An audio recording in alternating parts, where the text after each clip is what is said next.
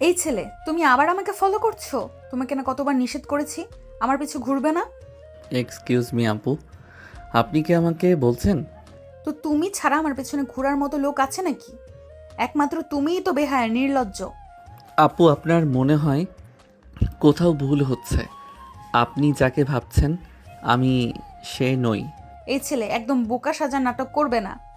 তুমি যে কি বেয়াদব আমার ভালো করে জানা আছে। আপনার সত্যি ভুল হচ্ছে আপু। এই ছেলে, নিজেকে বেশি চালাক ভাবো? তুমি কি ভাবছো এমন ইনোসেন্ট সাজলে আমি তোমার প্রেমে পড়ে যাব? ঈশান এতক্ষণ চুপ ছিল, কারণ সে এনাকে চিনতে পারছে না। এদিকে মেয়েটা তো রীতিমতো ঝাড়ি দিয়ে যাচ্ছে ঈশানের। এবার রাগ হলো, সে ব্যঙ্গ করে বলল, আপনি কি নিজেকে খুব সুন্দরী ভাবেন নাকি? আপনার কি মনে হয় আপনার মতো বইরা মেয়েকে আমি প্রেমে ফেলতে যাব? কি বললে তুমি? আমি বুড়ো? তোমার এত বড় সাহস আমাকে বুড়ো বলো?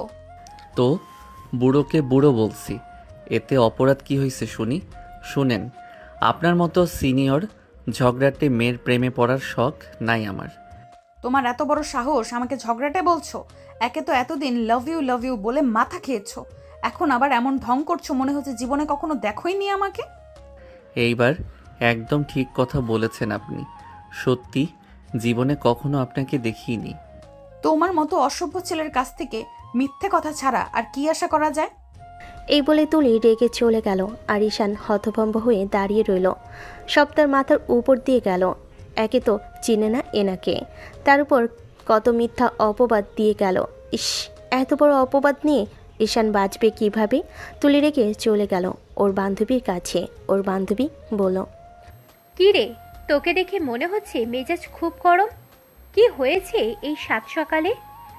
আরে তোকে বলেছিলাম না একটা ছেলে আমাকে খুব বিরক্ত করে। আজ যখন ছেলেটা আমার পেছন পেছন আসছিল তখন আমি বললাম আমাকে বিরক্ত করবে না আর। ও মা, ছেলেটা আমাকে উল্টো ঝাড়ি মেরে দিল। সে বলে কি না আমাকে নাকি জীবনে প্রথম আছে দেখেছে। আমার মতো সিনিয়র বুড়িকে সে কেন প্রেমিক যাবে? তুলির কথা শুনে রুহি হাসতে হাসতে শেষ। এই প্রথম তুলিকে কেউ বুড়ি বলল। যেখানে সব ছেলেরা ওর জন্য পাগল, সেখানে একটা পিচ্ছি ছেলে ওকে এসব বলে ঝাড়ি দিল। ব্যাপারটা খুব ফানি লাগলো রুহির কাছে। রুহি হাসতে হাসতে বলল, কি বললি তুই? ছেলেটা তোকে এসব বলেছে? হ্যাঁ বলেছে, তবে আর বলছি কি, আমাকে বলে কি না আমি নাকি ঝগড়ুটে। কত বড় সাহস ভাব এই ছেলের! যেখানে পুরো ভার্সিটি আমাকে দেখলে ভয় পায়, আর সেইখানে এই ছেলে আমার সাথে রীতিমতো তর্ক করে গেল। বাব্বা, ছেলেটা কিন্তু আসলেই জোশ। যেখানে তোকে দেখলেই সবাই কুপোকাত হয়ে যায়, আর সেখানে ছেলেটাকে ইগনোর করলো। শুধু ইগনোর না, নাটক করছে। এতদিন পেছন পেছন ঘুরে যে দেখেছে পাত্তা দেয়নি, অমনি তার পুরো ঘোল পাল্টে ফেলেছে। এমন ভাব করছে যেন চেনেই না। হতে পারে ছেলেটা তোকে সত্যিই চেনে না। তুই হয়তো ওকে অন্য কারোর সাথে গুলিয়ে ফেলেছিস। তোর কি আমাকে ইডিয়েট মনে হয়? ওটা ওই ছিল। ও কি ভাবছে আমাকে আমার চোখ ফাঁকি দিতে পারবে? কখনো পারবে না। এই তুলি কি জিনিস, ওকে হাড়ে হাড়ে বোঝাবো। আচ্ছা হয়েছে, আর রাগ করিস না। এখন চল যাই ক্লাসে। বাকি রাগ পরের জন্য তুলে রাখ। এই বলে দুজন ক্লাসের মধ্যে চলে গেল। লাইব্রেরি থেকে বের হয়ে ঈশান মাথা নিচু করে হাঁটছিল। মুখের এক্সপ্রেশন একদম যেন কেউ তার সব শান্তি কেড়ে নিয়েছে। হঠাৎ পেছন থেকে একটা কণ্ঠ, ও ভাই, দাঁড়া। মুখ এমন কেন? কারোর সঙ্গে আবার যুদ্ধ করেছিস নাকি? যুদ্ধ না ভাই, বরং যুদ্ধে হেরে গেছি মনে হয়। হেরে গেছিস মানে কার কাছে বল তো দেখি। এক বুড়ি আপুর কাছে। বুড়ি আপু মানে? বুড়ি আপু মানে? কবে থেকে তুই সিনিয়র মেয়েদের বুড়ি বলতেছিস? আরে ভাই, আজ এক আজব মেয়ের সাথে দেখা হলো। না চিনে না জানে এসে বলল আমি নাকি ওর পিছনে পিছনে ঘুরি। আমি না বললাম জীবনে প্রথম দেখছি আপনাকে। সে উল্টা ঝাড়ি দিল, বলে আমি নাকি ওর প্রেমে পড়েছি। ভাই, তুই কপালে দাগ কেটে ফেলেছিস মনে হয়। সিনিয়র মেয়েদের সাথে তর্ক মানে আগুনে কি ঢালা। এখন বুঝবি কেমন ফাঁসলে। ভাই আমি কিছুই বুঝি না। মেয়েটা রাগে কাঁপতেছিল, মুখ লাল হয়ে গিয়েছিল, যেন আমি তার পুরনো শত্রু। আরে হয়তো ভুল হয়েছে, তুই অন্য কারোর জায়গায় ধরা খেয়েছিস। ঠিক তাই ভাবতেছি, কিন্তু ভাই আজকে ওকে দেখার পর থেকে মাথা কাজ করছে না। রেগে আছি ঠিকই, কিন্তু মনটা কেমন গোলমাল হয়ে গেছে। ওরে বাবা, শুরু হয়ে গেছি ডেভিড, শুরু হয়ে গেছে দেখি। যতই বলিস রাগ হচ্ছে, আসলে মনটা খাইছে, তাই না? এইসব আজে বাজে কথা বন্ধ কর। ওই মেয়েকে আমি পছন্দ করব। ধুর, তার রাগ, তার চোখ, তার কথা সব একেবারে ঝড়ের মতো। ভাই রাগ তো ভালোই হয়েছে, এখন দেখি কবে ভালোবাসায় কনভার্ট হয়। ধুর, তুই যা, আমার রাগই কম হচ্ছে না। তুই আবার আগুনে তেল ঢালিস। আচ্ছা আচ্ছা চুপ কর, চল এখন ক্লাসে যাই। তোর সেই বুড়ি আপু আবার না ক্লাসে এসে তোকে দেখে আরও ছাড়ি দেয়। দিলে দিক, এবার আমি ওকে এমন উত্তর দিব মনে থাকবে সারা জীবন।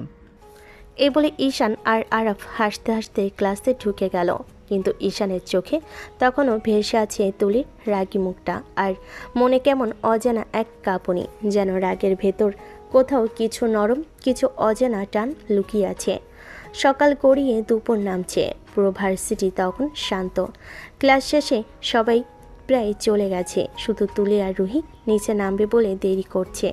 তুলি একটু তাড়াহুড়ো করছিল, মুখে তখনও রাগ, মনে এখনও রাগের ঘটনার ঝাঁজ। আরে ধীরে যা তুই, সিঁড়ি ভিজে আছে। আমার সময় নেই রে, ওই পিচ্চি ছেলেটাকে আজ আবার দেখলে চুলের মুঠি ধরে। কথা শেষ হওয়ার আগেই তুলি ঝড়ের মতো সিঁড়ি বেয়ে নামতে লাগলো, আর সেই সময় ঈশান উল্টো দিক থেকে সিঁড়ি বেয়ে উঠছিল হাতের ফাইল নিয়ে। দুজনের মুখোমুখি সংঘর্ষ না হতেই ধাপাস তুলির পা পিছলে গেল, আর মুহূর্তে সে সোজা ঈশানের উপর পড়ে গেল। ঈশান সময় না পেয়ে তাকে ধরতে গেল, কিন্তু ভারসাম্য হারিয়ে দুজনেই গড়িয়ে পড়ল সিঁড়ির নিচে। সবাই বলে দুর্ঘটনা কখনো কখনো ভাগ্যে লেখা হয়, কিন্তু এখানে দুর্ঘটনা নয়, বরং গল্পের নতুন অধ্যায়। কারণ পরের মুহূর্তে যা ঘটল তা দুজনে নিঃশ্বাস থামিয়ে দিল। তুলির ঠোঁট সরাসরি এসে ঠেকে গেল ঈশানের ঠোঁটে। দুজনেই একদম জমে গেল, সময় যেন থমকে গেল কয়েক সেকেন্ডের জন্য। ঈশানের চোখ বড় বড়, তুলির চোখ ভয় আর লজ্জায় একসাথে কাঁপছে। এক মুহূর্ত পর, এই ছেলে, তুমি আমাকে কিস করলে কেন? চুপ। কি বললেন আপু? আপনাকে কিস করতে আমার বয়েই গেছে। আপনি নিজেই সিঁড়ি থেকে হুমড়ি খেয়ে আমার গায়ের উপর পড়লেন, এখন আবার আমাকেই দোষ দিচ্ছেন। মুখ বন্ধ করো। আমার উপর পড়ার পর এখন উল্টো আমাকেই দোষ দিচ্ছ?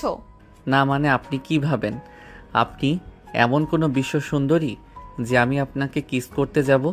আমার তো মনে হয় আপনি সুযোগ বুঝে কাজটা করে ফেললেন। কি বললে তুমি? আমি নাকি তোমাকে কিস করেছি? একদম ঠিক বলেছি। আপনি নিজেই আমার উপর পড়লেন, ঠোঁট লাগালেন, এখন আবার নাটক করছেন যেন আমি আপনার ইজ্জত লুটে নিয়েছি। তোমার এই সাহস হলো কিভাবে আমার নামে এসব ডিন অফিসে অভিযোগ করব? করুন আপু, অভিযোগ লিখবেন যেন আমি সিঁড়ি দিয়ে নামতে গিয়ে এক ছাত্রের উপর পড়লাম আর তার ঠোঁটে আমার ঠোঁট লেগে গেল। ভাবতেই মজা লাগছে কেমন রিপোর্ট হবে। তুমি একদম অসভ্য। এমন নির্লজ্জ ছেলে আমি জীবনেও দেখিনি। আর আমি এমন ঝগড়াটে আপু দেখিনি যে নিজের ভুল ঢাকতে গিয়ে অন্যকে দোষ দেয়। চুপ করো তুমি। আপনি আগে চুপ করেন আপু, না হলে আবার হুমড়ি খেয়ে আমার উপর পড়বেন। এই ছেলে, আমি তোমাকে একটাও কথা বলতে দিব না। ঠিক আছে, কিন্তু একটা কথা মনে রাখবেন, পরের বার নামার আগে ভালো করে সিঁড়ি দেখে নামবেন। আমার গায়ের উপর নামার জন্য আগে থেকে বুকিং দিতে হবে কিন্তু। আমি তোমাকে মেরে ফেলবো। আগে ধরেন আপু, ধরতে পারলে মারেন। তুলি পেছন থেকে ব্যাগ ছুঁড়ে মারল, কিন্তু ঈশান তখন হাসতে হাসতে করিডোরের শেষ প্রান্তে চলে গেছে। তুলির মুখ লাল হয়ে উঠেছে, রাগে, লজ্জায় আর একটু অজানা অস্বস্তিতে। কি হলো রে তুই? সবাই বলছে তুই নাকি সিঁড়ি থেকে পড়ে গেছিস। কিছু হয়নি রে, একটা গাধা ছেলের উপর পড়ে গিয়েছিলাম, তাতে ওর অনেক সুখ। গাধা? নাকি কেউ মনে জায়গা করে নিয়েছে, বুঝলি? চুপ, একদম মুখ বন্ধ করো। তুলি চলে গেল ঝড়ের মতো, কিন্তু মনটা যেন ঝড়ের চেয়েও বেশি অশান্ত। ঠোঁট দুটো এখনও কাঁপছে, বুকের ভেতর অদ্ভুত ধুকপুকানি। অন্যদিকে ঈশান ক্লাসের দিকে হাঁটছে, মুখে সেই একই দুষ্টু হাসি। সিনিয়র আপু, খেলা কিন্তু এখন শুরু হলো। রাত গভীর, বারান্দার পর্দা হালকা দুলছে, চাঁদের আলো জানালা পেরিয়ে তুলির মুখে পড়ছে। সে বিছানায় বসে আছে, হাতে ফোন, কিন্তু চোখ স্থির দূরে কোথাও। মনে ভেতর আজ যেন অজানা এক যুদ্ধ চলছে। 2 দিন আগেও যে ছেলেটা আমার পেছনে ঘুরে ঘুরে বলতো আই লাভ ইউ আপু, একবার তাকাও না আপু, সেই ছেলেটা আজ এমন অভিনয় করছে যেন জীবনে আমাকে চেনেই না। এতদিনের নাটক করছিলে নাকি? তুলির কণ্ঠে ঝাঁজ, কিন্তু চোখে একরাশ বিভ্রান্তি। বুকের ভেতর কেমন অচেনা কাঁপুনি। সে জানে রাগে তার শরীর গরম হয়ে উঠছে, কিন্তু তবুও ভাবনা থামছে না। না, কিছু একটা আছে। এভাবে কেউ বদলে যেতে পারে না। ওর মতলবটা অন্য কিছু। ও কি আমাকে বোকা বানাতে চায়? না, হয়তো কোনো খেলায় মেতেছে। তুলির দৃষ্টি এক মুহূর্তের জন্য জানালার বাইরে থেমে যায়। দূরে কুকুরের ডাক, হালকা বাতাসে শাড়ির আঁচল তুলে ওঠে। ঠিক তখনই মনে পদ্মায় ভেসে ওঠে সেই বিকেলের দৃশ্য, সিঁড়ির ধাপ, হোঁচট খাওয়া, তারপর সেই অপ্রত্যাশিত মুহূর্ত। ঠোঁটের সাথে ঠোঁট। মুহূর্তেই তুলির শরীর হালকা কেঁপে উঠল। তার বুকের ভেতর ধক শব্দটা যেন আরও জোরে শোনা যাচ্ছে। গাল লাল হয়ে উঠেছে, চোখে মিশে গেছে একরাশ লজ্জার রাগ।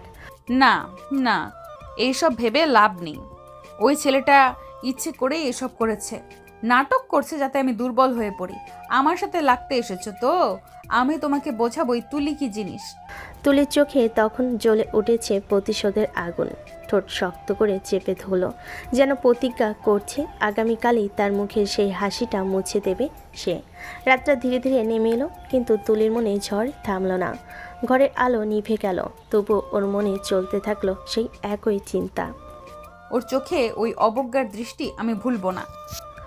পরের দিন সকালটা ছিল অদ্ভুতভাবে সুন্দর। রোদে ঝিলমিল আকাশে হালকা বাতাস, পাখির ডাক, কিন্তু তুলির মুখে সকালটা তেমন সুন্দর নয় একদমই। চোখে ঝড়, মুখে আগুনের ছায়া, সারা রাতের ঘুম উড়ে গেছে, আর মাথার ভেতর ঘুরপাক খাচ্ছে শুধু সেই ছেলেটা। তুলি হাঁটতে হাঁটতে মনে মনে ভাবে, আজ দেখি কালকের পর থেকে তার সাহস কত দূর যায়।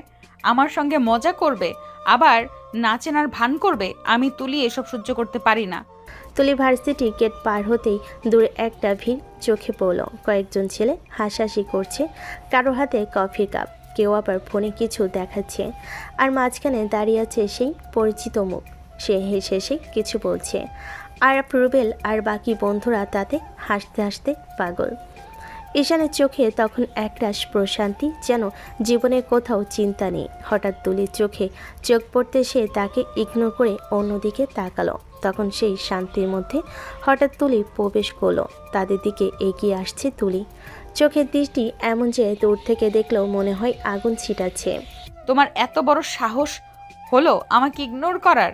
সবাই এক মুহূর্তে থেমে গেল, হাসি থেমে গেল, পরিবেশ নিস্তব্ধ। ঈশান হালকা ঘাড় ঘুরিয়ে তুলির দিকে তাকালো, তারপর আবার ধীরে মুখ ফিরিয়ে নিল, যেন ওর কথায় কোনো মূল্যই নেই। এই, আমি তোমার সাথে কথা বলছি, শুনতে পাচ্ছ না তুমি? শুনতে পাচ্ছি আপু, কিন্তু আপনাকে ইগনোর করব কেন? আপনার সঙ্গে কি আমার আগে কোনো সম্পর্ক ছিল যে এখন না চিনে আমি ইগনোর করছি? চারপাশে চাপা হাসির শব্দ উঠল। তুলির মুখ লাল হয়ে গেল রাগে। এই ছেলে, তুমি কিন্তু বেশি বেশি করছো। না আপু, আমি না বেশি করছি না কম করছি। আপনি নিজেই যেচে পড়ে এসেছেন এখানে। আমি তো শুধু আমার বন্ধুদের সাথে কথা বলছিলাম। যেচে পড়ে এসেছি আমি? তুমি নিজেকে কি ভাবো হ্যাঁ, যে আমি তোমার কাছে পাত্তা পেতে আমি আসবো? আপনি তো বললেন আপনাকে ইগনোর করেছি, মানে আপনি আশা করেছিলেন আমি তাকাবো, কথা বলবো, হাসবো, না করলে ইগনোর। তাহলে তো আমাকেই বলছেন আপনার গুরুত্ব কতটা। তুমি সীমা ছাড়িয়ে যাচ্ছ। আমি সীমা ছাড়াইনি আপু, বরং আপনি নিজেই সীমা ভাঙছেন। আপনার রাগের বাষ্পে পুরো ক্যাম্পাস গরম হয়ে গেল মনে হয়। রুহি দূর থেকে সব কিছু দেখছিল। সে দৌড়ে এসে তুলির হাত ধরে টানল। তুই আবার ওর সাথে রাগ করে কেন ঝামেলা করছিস? সব ছেলেরা দেখছে। দেখুক, আমি পাত্তা দেই না। এই ছেলেটার মুখের দেমাক নামাতে হবে আমাকে। আপনি ঠিকই বলেছেন আপু, সবাই দেখছে, তাই বলছি এত রাগ করলে কিন্তু ভাববে আপনি সত্যি আমার উপর ফিদা। তুমি চুপ করো। আপনি আগে একটু ঠান্ডা হন, না হলে আবার সিঁড়ি বেয়ে নামতে গিয়ে আমার গায়ের উপর পড়বেন, তাতে আবার অভিযোগ আমার ঘাড়ে। তুলি কিছুক্ষণ স্থির হয়ে দাঁড়িয়ে রইল, মনে হচ্ছে এখনই ফেটে পড়বে, কিন্তু পরের মুহূর্তের জন্য সে ঘুরে দাঁড়িয়ে রুহিকে নিয়ে চলে গেল। চলে উঠছে, চোখে আগুনের শিকা। পেছন থেকে আর ফিস ফিস করে বলল, ভাই এখন তুই কপালে আগুন ঝেলে ফেলেছিস মনে হয়। এই মেয়ের চোখে যে রাগ দেখেছি, কাল পর্যন্ত বাঁচবে কিনা সন্দেহ। রাগের পেছনে একটা মজা আছে ভাই। যে মেয়ে রাগে কাঁপে সে একদিন ভালোবাসায়ও কাঁপে। আর দূরে দাঁড়িয়ে তুলি শুনে ফেলল সেই কথা। তার মুখে রাগ জমে গেল আরও বেশি, কিন্তু বুকের ভেতর ধকধক কেমন যেন বেঁধে গেল। তুলি আবার ফিরে আসলো। তুলির বুকের ভেতর তখন আগুন জ্বলছে। আশপাশে যারা দাঁড়িয়ে ছিল সবাই থম মেরে তাকিয়ে আছে তাদের দিকে। ঈশান একটাও কথা না বলে দাঁড়িয়ে আছে, মুখে হালকা একটা ব্যঙ্গ মিশ্রিত হাসি। ওর সব কিছু জানা, অথচ কিছুই বলছে না। তুমি এমন করে আমার সাথে আচরণ করছো কেন? আমি তোমাকে কিছু বলেছি? আমি কিছু বলিনি তো, আপনি নিজে এসে শুরু করেছেন। তুমি তুমি ঠিক আমার সাথে লাগতে এসেছো, তাই না? আপনার মতো সিনিয়র মেয়েরা তো সাধারণ ছেলেদের সাথে লাগতে যায় না, হয়তো আজ ব্যতিক্রম করলেন। ঈশানের ঠান্ডা গলায় এমন তাচ্ছিল্য লুকিয়েছিল যা তুলির বুকের ভেতর ঝড় তুলো। সে কিছুক্ষণ ওর দিকে তাকিয়ে থাকলো, তারপর হঠাৎ বলল, তুমি মনে করো আমি চুপ থাকবো? ভুলে গেছো আমি তুলি রহমান। আমি ঠিক বুঝে নেব তোমার এই নাটকের পেছনে আসলে কি আছে। এই বলে তুলি ঝট করে ঘুরে চলে গেল। পেছনে ঈশানের বন্ধুরা একে অপরের দিকে তাকিয়ে মুচকি হাসলো, কিন্তু ঈশানের চোখে তখন সেই হাসি নেই, আছে একরকম রহস্যময় ভাব। সে চুপচাপ তুলি চলে যাওয়া দেখছিল, ঠোঁটে মৃদু একটা কথা ফিসফিস করে বলল, তুমি যত রাগ করছো ততই জড়িয়ে যাচ্ছ তুলি রহমান। দুজনেই হয়তো সেটা বুঝতে পারেনি। এই অদ্ভুত রাগ, মান, অভিমান আর ঠান্ডা প্রতিশোধের ভেতরেই জন্ম নিচ্ছে এক নতুন সম্পর্কের শুরু, যেখানে রাগ মানে শুধু রাগ নয়, বরং একরাশ না বলা অনুভূতি। ক্লাসরুমে তখন দুপুরের হালকা আলো, সবাই নিজেদের মতো ব্যস্ত। কেউ নোট নিচ্ছে, কেউ হাসাহাসি করছে। তুলি জানালার পাশে বসে আছে, মুখটা কেমন যেন গম্ভীর, চোখে এখনও সেই সকালের রাগটা ভাসছে। ঠিক তখনই রুহি এসে চুপচাপ তুলির পাশে বসে পড়ে। এই তুলি, একটা কথা জিজ্ঞাসা করি? কি কথা? তুই একদিন আমাকে বলেছিলি না, রাস্তায় একটা ছেলে তোর পিছনে টিস করতে করতে যাচ্ছিল, তুই তখন ওকে সবার সামনে অপমান করেছিলি? হ্যাঁ বলেছিলাম তো। ওই যে ছেলেটা, ওই কি সেই ছেলে? তুলি মুহূর্তের জন্য চুপ হয়ে গেল, চোখে কেমন একরাশ পুরনো আগুন ফিরে এলো। তারপর নিচু কণ্ঠে বলল, হ্যাঁ রুহি, তুই ঠিকই ধরেছিস। ওই সেই ছেলে, সেই একদম বেয়াদব। রাস্তায় আমার পেছনে ঘুরতো, টিস মারতো, উল্টাপাল্টা কথা বলতো। আমি সবার সামনে ওর জুতো পেটা করেছিলাম, আর আজ সেই ছেলেটা আমার সামনে দাঁড়িয়ে বলছে সে আমাকে চেনেই না। কি? ওর এত বড় সাহস? তোকে না চেনার ভান করছে কেন? আমি তো কিছুই বুঝতে পারছি না। বুঝবি না রুহি, এরা সবাই মুখোশ পরে চলে, নিশ্চয়ই কোনো কারণ আছে।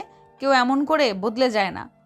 রুহি তাকিয়ে থাকে তুলির মুখের দিকে, যেখানে এক অদ্ভুত মিশ্র রাগ, অবিশ্বাস আর গভীর চিন্তা। তুই ভাবছিস ওর কোনো প্ল্যান আছে? অবশ্যই আছে, হয়তো ওর উদ্দেশ্য অন্য কিছু, আমার কাছ থেকে কিছু লুকাচ্ছে। কিন্তু আমি খুঁজে বের করব রুহি, আমি জানবো এই ছেলে আসলে কে। রুহি অবাক চোখে তাকিয়ে রইল তুলির দিকে, আর এই কথাগুলোতে ছিল এমন এক দৃঢ়তা যা আগে সে কখনো দেখেনি। আর তুলির চোখে তখন ঝিলিক দিচ্ছে একরাশ রহস্য। মনে হচ্ছে সে এখন শুধু রাগ নয়, এক ভয়ঙ্কর কৌতূহলে আটকে গেছে। সূর্য তখন পড়ন্ত। ভার্সিটির শেষ ক্লাস শেষ করে সবাই দল বেঁধে বের হচ্ছে, কিন্তু ঈশান আজ কেমন যেন চুপচাপ। ওর বন্ধুদের ডাকে সাড়া না দিয়ে ধীরে ধীরে ভার্সিটির গেট পেরিয়ে হাঁটতে থাকে এক একা। ওর চোখে আজ অন্যরকম এক নিস্তব্ধতা, পথটা যেন ওর পায়ের চেনা। শহরের শেষ প্রান্তে একটা পুরনো কবরস্থান। ভেতরে ঢোকার সাথে সাথে বাতাসটা ভারী হয়ে আসে, পাখির ডাক থেমে যায়। ঈশান থেমে দাঁড়ায় একটা নির্জন কবরের পাশে। পুরনো মাটির ওপর শ্যাওলা জমেছে, নাম লেখা প্রায় মুছে গেছে। ঈশান ধীরে ধীরে বসে পড়ে মাটিতে, চোখ দুটো ভিজে যায় এক অজানা কষ্টে। তুই আমাকে ছেড়ে চলে গেলি কেন রে? তুই তো জানতিস তোকে ছাড়া আমি কিছুই না। তুই জানিস না প্রতিদিন সকালে ঘুম থেকে উঠে এখনও তোর নাম ধরে ডাকি। তুই কি একবারও ভাবিসনি আমি কিভাবে বাঁচবো তোকে ছাড়া? ঈশানের কণ্ঠটা কাঁপছে, কাঁধ কাঁপছে কান্নায়। তার দুহাত মাটির উপর, যেন সেই মাটি থেকেই সে উত্তর খুঁজছে। হালকা বাতাস বয়ে যায়, মনে হয় প্রকৃতিও ওর কষ্ট বুঝে নিঃশব্দ হয়ে গেছে। ঠিক তখনই গেটের আড়ালে দাঁড়িয়ে আছে তুলি। সকাল থেকে ও ঈশানকে ফলো করছিল, ভেবেছিল কোথায় যায় এই ছেলে, কী রহস্য লুকিয়ে রাখে। কিন্তু যা দেখলো তাতে যেন বুকটা কেমন জানি হালকা ধক করে উঠল। ও আসলে কবরস্থানে? ওর কে মারা গেছে যে এত কাঁদছে? যে ছেলেটা এত রাগী তর্কবাজ এমন শান্ত আর অসহায় হয়ে গেল কিভাবে? তুলি আবারও কিছুক্ষণ দাঁড়িয়ে রইল। ঈশানের চোখে কষ্টটা এত সত্যি ছিল যে তার রাগটা এক মুহূর্তের জন্য হারিয়ে গেল। কিন্তু তারপরে মাথা নেড়ে নিজেকে সামলে নিল। হয়তো ওর খুব কাছের কেউ, হয়তো কোনো আপনজন। কিন্তু ও এত লুকিয়ে এসেছে কেন? ওর ভেতরে আসলে কী লুকোনো আছে? তুলি আস্তে আস্তে পিছিয়ে যায়। গেটের বাইরে গিয়ে একবার পেছন ফিরে তাকায়। ঈশান তখনও কবরের পাশে বসে, দু চোখে অশ্রু জমে আছে। সূর্য পুরোপুরি ডুবে গেছে এখন। কবরস্থানের বাতাসে একটা শীতল রহস্যের গন্ধ ছড়িয়ে আছে। তুলির মনে হাজারো প্রশ্ন ঘুরপাক খাচ্ছে। ও আসলে কে? ও কাকে হারিয়েছে? আর কেন যেন ওর কান্নাটা তুলির বুকের ভেতরটা কেমন টনটন করে তুলছে। সে জানে না এই কান্নার পেছনে এমন এক গল্প আছে যা একদিন ওর নিজের জীবনটাই পাল্টে দেবে। ঈশান যখন বাড়ির গেট দিয়ে ঢুকলো, সারা রাতের ক্লান্তি আর কষ্ট তার চোখে স্পষ্ট। ঘরের ভিতরে শান্তি নেই, বুকের ভেতর ধকধক করছে আর হাত দু চোখ কেঁপে উঠছে। ঈশানের মা কিচেনের পাশ থেকে তাকিয়ে রইলেন, চোখে একটা মিশ্র অনুভূতি, দুশ্চিন্তা আর মায়া। বাবা, তুই কি আজ ওর কাছে গেছিলি? ঈশান হঠাৎ মায়ের দিকে গিয়ে জড়িয়ে ধরে, চোখ থেকে অশ্রু গড়িয়ে পড়ে, গলার বাঁধন ছিঁড়ে যায়। কেন চলে গেল মা? কেন আমার কাছে কিছুদিন থাকতে পারলো না? আমি কি পারতাম না ওর পাশে থাকতে মা? শুধু একটু, কিছুটা। মায়ের চোখ ভিজে আসে। সে ধীরে ধীরে ছেলের চুলে হাত বোলায়, শান্ত স্বরে বলে, সব কিছুই আল্লাহর নির্ধারিত বাবা। আল্লাহ হয়তো চায়নিও পৃথিবীতে থাকুক, হয়তো এমন কিছু লেখা ছিল যা ও যদি পৃথিবীতে থাকতো সেটা সম্ভব হতো না। সেই সব চিন্তা করছিস, সেটা সব ব্যর্থতা না, এইটা শুধু এক আল্লাহর পরিকল্পনা। ঈশান মার বুকের কাছে মাথা রাখে, কাঁদতে কাঁদতে চোখ মুছে। বাবা, হাত মুখ ধুয়ে নে, খেতে দি। আর মনে রাখিস, আমরা বেশি বড় লোক না, আমরা সাধারণ, তবে হৃদয় বড়। যে হৃদয় বড় তার ওই কষ্ট অন্যের জন্য আরও গভীর। ঈশান চোখ বন্ধ করে থাকে। মায়ের কথা শুনে মনটা কিছুটা শান্ত হয়, কিন্তু বুকের ভেতর কষ্ট আর নীরব ক্ষত এখনও আশ্রয় আছে। পরের দিন সকালটা ভার্সিটিতে, আকাশটা ঝকঝকে, কিন্তু তুলির চোখে কিছু ঝকঝকে নেই, বরং আগুনের ঝলক। সে ভার্সিটির গেট পেরোনোর সাথে সাথে চোখ পড়ল দূরে দাঁড়িয়ে থাকা ঈশানের দিকে। কি ব্যাপার, তুমি কালকে ভার্সিটি শেষে কবরস্থানে কেন গিয়েছিলে? আপনি কিভাবে জানলেন? আপনি কি আমাকে ফলো করছেন নাকি? হ্যাঁ জানি কোনোভাবে, আগে উত্তর দাও। আপনাকে আমি কেন উত্তর দিতে যাব? আমি তো আপনার কে? আর আপনার লজ্জা নেই নাকি সিনিয়র একটা মেয়ে হয়ে জুনিয়র ছেলের পিছু পিছু ঘুরতে? মুখ সামলে কথা বলো, আমি তোমার পিছু পিছু ঘুরি না। ও তাই যদি না ঘোরেন তাহলে জানলেন কিভাবে আমি কখন কোথায় যাচ্ছি? আপনি তো দেখছি ভীষণ ডেঞ্জারাস মেয়ে। এই কবে থেকে আমার পিছু নিয়েছেন? এই ছেলে, আমি তোমার পিছু কবে নিলাম? এতদিন ধরে তুমি আমার পেছনে আসছো আর এখন আমার উপরে দোষ চাপাচ্ছ? ভালোই তো। দেখুন আপু, আমি আপনাকে চিনি না, আপনার পিছু নেব কোন দুঃখে? তুলির চোখে রাগার অবিশ্বাসের ঝলক, ঈশানের চোখে ঠান্ডা কিন্তু লুকানো একরাশ আবেগ। কথার মধ্যে দুজনের মধ্যে একটা অদ্ভুত চাপ তৈরি হলো। তুমি কবে বুঝবে এই তুলি কারোর পেছনে পড়ে ভিজে যায় না? তুমি যতই চেষ্টা করো, মনে রাখবে আমি সহজে মাথা নিচু করি না। আপনি ঠিকই বলছেন আপু। আমি যত চেষ্টা করি দূরে থাকতে, ততই আপনি আমার কাছে চলে আসেন। এখানে আমার দোষ কোথায় বলুন তো? তোমাকে আমি দেখে নেব। এই মা, কি বলছেন? এতক্ষণ ধরে দেখেও হলো না, তাহলে কোন রুম বুক করব নাকি, যাতে আরও ভালোভাবে দেখতে পারেন? বেয়াদব ও অসভ্য, তোমাকে আমি মেরেই ফেলবো। ক্লাসের মধ্যে যে উত্তাপ বজায় ছিল তা মুহূর্তের মধ্যে চরমে উঠল। তুলির আগে চোখ ফাটিয়ে এক তাৎক্ষণিক থাপ্পড় মারার প্রস্তুতি নিল। ক্লাসরুমে যেন বিদ্যুতের সঞ্চার। সব ছাত্রছাত্রী চমকে তাকালেন। কোন দিকে ঝড় উঠবে সেটা দেখতে। তুমি কি সাহস করে? কিন্তু ঈশান এমনিতেই যে কোনো চমক আনতেই ভালোবাসে। সে হাত ঝট করে ধরে ফেলল তুলির। শূন্যতার ভিড়ে প্রায় চিৎকার উঠল। তারপর হঠাৎ করে সে তুলির হাতের তালুতে ঠঠ করে চুমু দিল। মনে হলো যেন সময় থমকে গেল। তুলি হতবাক হয়ে গেল। মাথার উপরে রাগ মুহূর্তে ঝাপসা হয়ে লাগলো লজ্জার লাল দেখায়। আপনি আমার সাথে লাগতে আসবেন না ম্যাডাম, এতে আপনার প্রেস্টিজ পাংচার হবে। তোমার এত বড় সাহস! তুমি আমাকে চুমু খাওয়ার সাহস কিভাবে পেলে? শোধবাদ করেছি তো।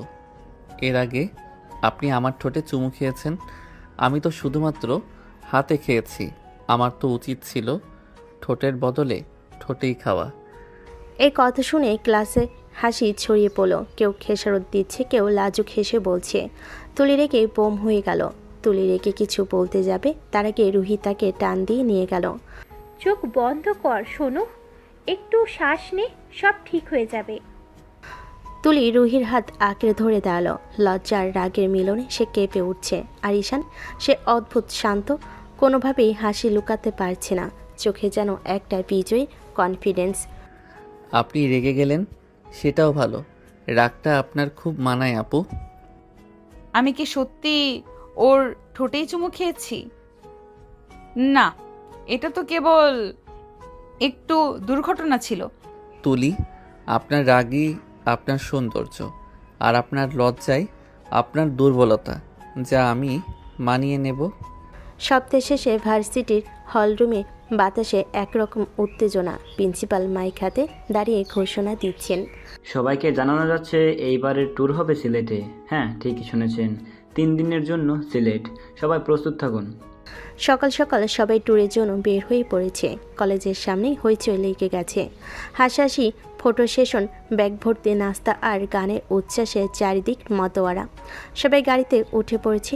বড় বাসটা প্রায় ভর্তি, শুধু একটাই সিট ফাঁকা ঈশানের পাশে। তুলি ভুরকুচকে দাঁড়িয়ে আছে, মুখে এমন ভাব যেন কেউ তার উপর অন্যায় করে ফেলেছে।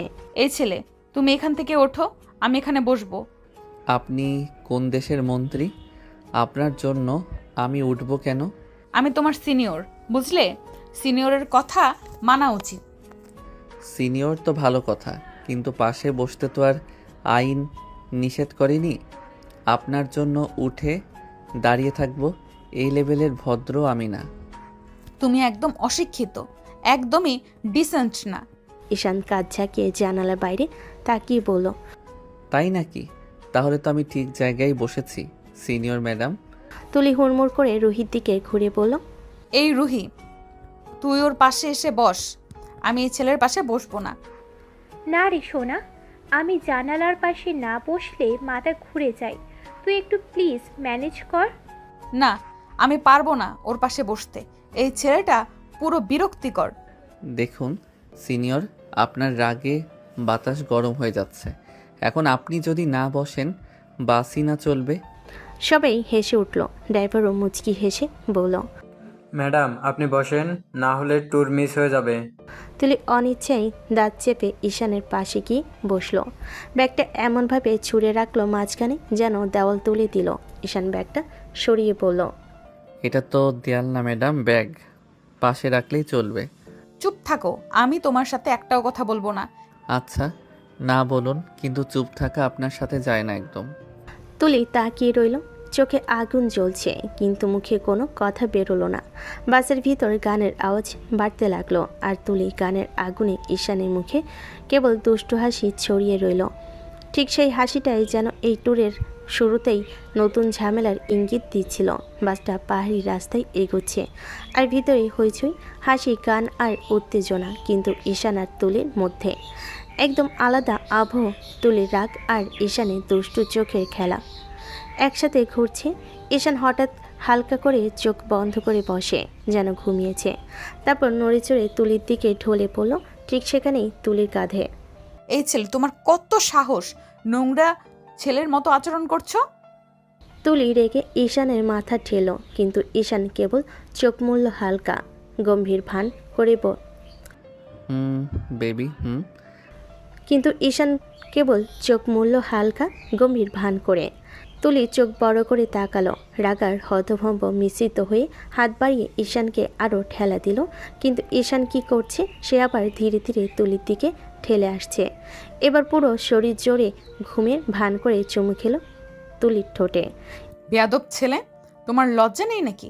তুমি আমাকে চুমু খাওয়ার সাহস কিভাবে করছো? ঈশান এমনভাবে আস্তে আস্তে চোখ খুলো, মনে হলো যে সে কতক্ষণ ঘুমিয়েছে।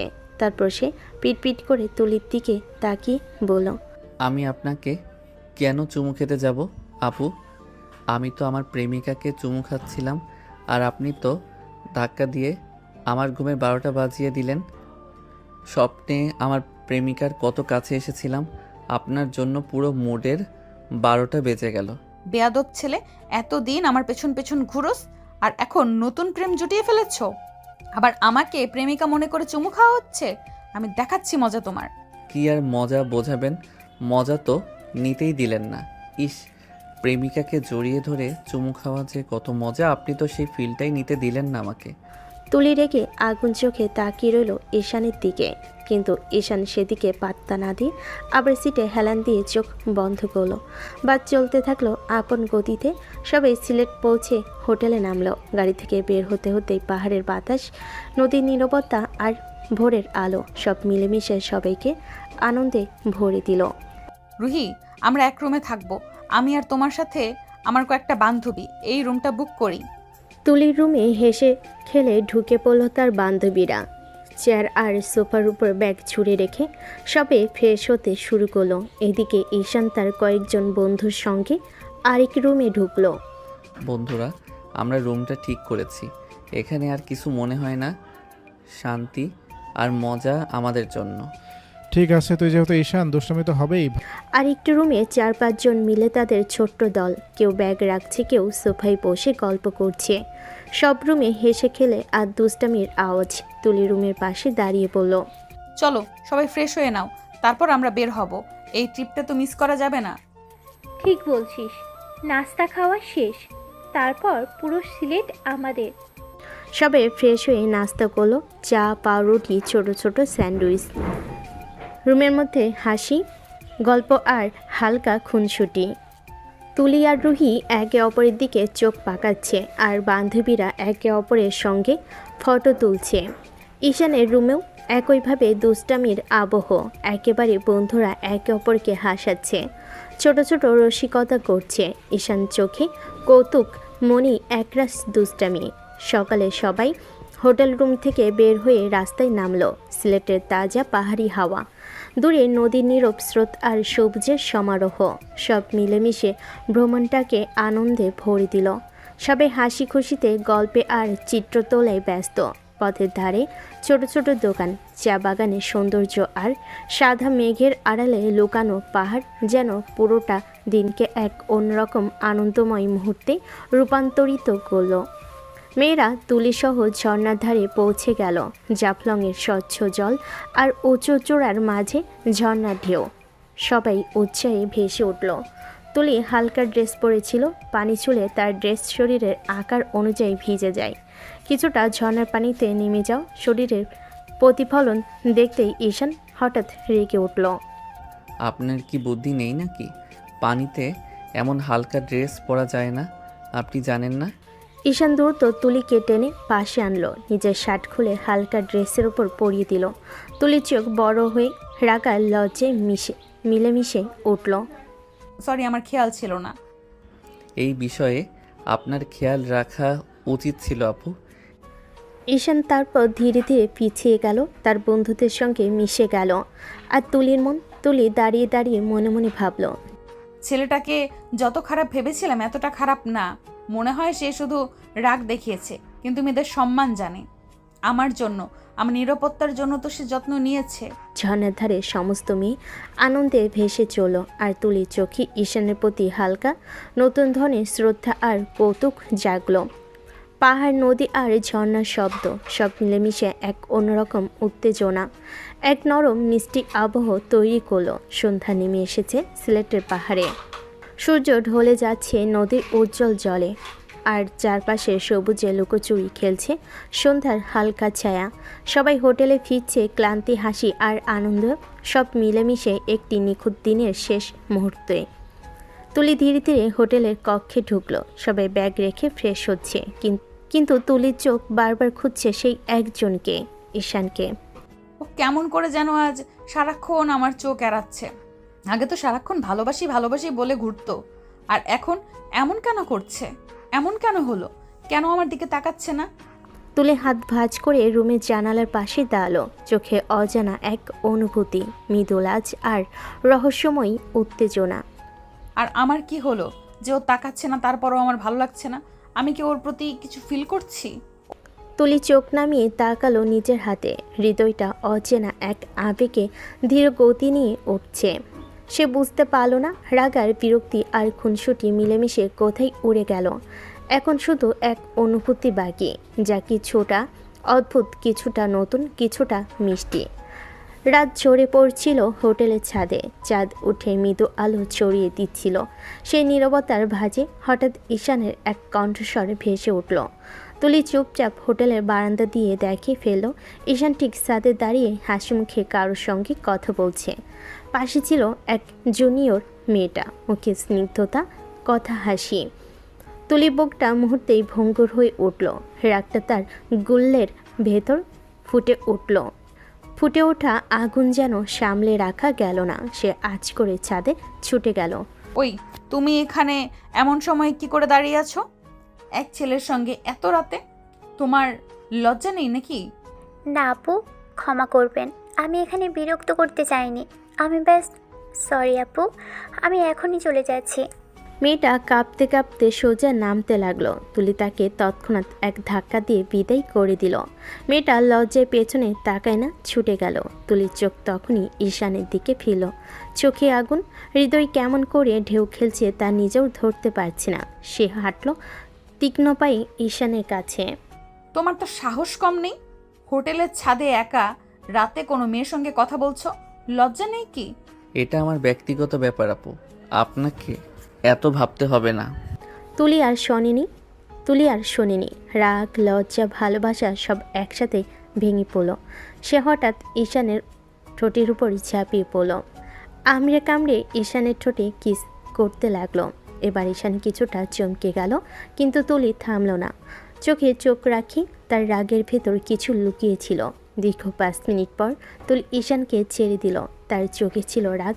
তুলি শ্বাস ফেলে পড়ল, হ্যাঁ, এখন থেকে সব আমার। আর যদি কোনো মেয়ের সাথে এমন কথা বলতে দেখেছি, তোমার খবর খারাপ হবে। আমি কি করব তুমি নিজেও জানো না। আপু, এটা আপনি কি করলেন? আমি তো বেশ, তুমি নিজেই বুঝে নাও। আমি বলেছি এখন থেকে আমার সব। ঈশান আর কিছু বলতে পারল না। সে হতভম্ব হয়ে তাকিয়ে রইল। তুলি এগিয়ে এসে ঈশানের ঠোঁটে আর একটা চুমু দিল, তারপর ছাদ থেকে চলে গেল। ঈশান এখনও হাঁ করে আছে, যেন তার মাথার উপর দিয়ে গেল সব। তারপরে আকাশের দিকে তাকিয়ে বিড়বিড় করে বলল, আজ তোমার কাছে না গিয়ে আমাকে থাকতে হলো, কিন্তু তুমি চিন্তা করো না, সব কিছু হিসাব হবে, খুব দ্রুতই হবে। আমি কাউকে ছাড়বো না। ট্যুর শেষে বাসে ফিরে এসেছে ঈশান। দরজার ওপারে দাঁড়িয়ে থাকা মা একটু কৌতূহল আর হালকা উদ্বেগ নিয়ে ঈশানকে জিজ্ঞেস করল, কেমন ঘোরাঘুরি করেছো বাবা? সবাই ঠিক আছে তো? জানো তো মা, তাকে ছাড়া আমার সব কিছু অসম্পূর্ণ। ওর জন্য কিছুই যেন পূর্ণ হয় না। তুমি যে কাজটা করছো সেটা তো ঠিক হচ্ছে না বাবা। এতেও কি শান্তি পাওয়া যায়? মনের শান্তির জন্য কিছু কিছু কাজ করা যায় মা, সব কিছুর তো হিসাব আছে, কাউকে তো এভাবে ছেড়ে দেওয়া যায় না। মায়ের চোখে ভ্রুক্ষেপ আর উদ্বেগ, আর ঈশানের চোখে কিছুটা রহস্য আর অদৃশ্য তীব্রতা। ঘরের নীরবতা যেন এক মুহূর্তের জন্য জমে রইল। দেখো বাবা, এমন কিছু করো না যাতে কারো ক্ষতি হয়। ক্ষতি হবে কি না জানি না মা, কিন্তু একটা শাস্তি তার প্রাপ্য। পরের দিন সকাল, ভার্সিটির হল ঘরটা ভরে গেছে শিক্ষার্থী আর অধ্যাপকের সঙ্গে। সবাই যেন আজকের অদ্ভুত উত্তেজনা অনুভব করছে, আর তুলির চোখে আজ এক অদম্য আত্মবিশ্বাস ঝলকাচ্ছে। তোমরা সবাই শুনে রাখো, আজ থেকে ঈশান আমার বয়ফ্রেন্ড। হল হঠাৎ নিঃশব্দ হয়ে গেল, সবাই হতবাক, আর ঈশান সে পিছু হটল, চোখ বড় হয়ে তাকিয়ে রইল। আপনি কি যা তা বলছেন? আমি আপনার বয়ফ্রেন্ড হতে যাব কেন? শোনো, 100 বার তুমি আমার বয়ফ্রেন্ড। এতদিন তুমি আমার পেছন পেছন ঘুরেছো, আমি পাত্তা দিইনি, আজ আমি মেনে নিচ্ছি তোমাকে। আশ্চর্য ব্যাপার তো, আমি কবে আপনার পিছন পিছন ঘুরলাম? একদম নাটক করো না।